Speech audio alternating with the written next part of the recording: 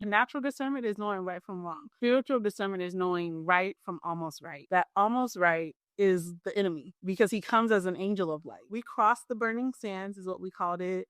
We had a whole little song called I'm Crossing Over. I think we did it at a church too. I remember it was all dark. We had to wear all white except for we had jeans and they blindfolded us and we had to take communion. And I remember it was like a random night and they're like, everyone put your stuff on. It was like a lot of chaos at first. They took us to this church. They questioned us on the alphabet and the scriptures and the different, like knowing the declaration. And like, they just questioned us a lot.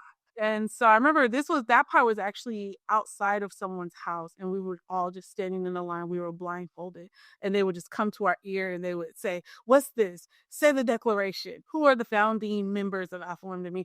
Who are the founding members of Mu Lambda Psi? Yeah, it was like chaotic at first. And then when we actually crossed the burning sands, I remember we had to like walk over. It was like a makeshift like bridge or something like we're crossing over. Then, the lights turn off and it's like, you guys are sorors now. And, they had all this merch for us, like our numbers. When y'all were crossing, y'all were in that church, was there an altar there? Something with candles, like a table? Yeah, it was in front of us. The whole room was dark other than there being candles. What all was on that altar besides the candles? Do you remember anything else? There were pearls, purple cloth, and white cloth. The communion was on there. I want to say there was a swan, but it was basically the things that our sorority stood for. Was when the communion was one cup that we all had to drink from. In it, he comes as an angel of light, and this looked right to us.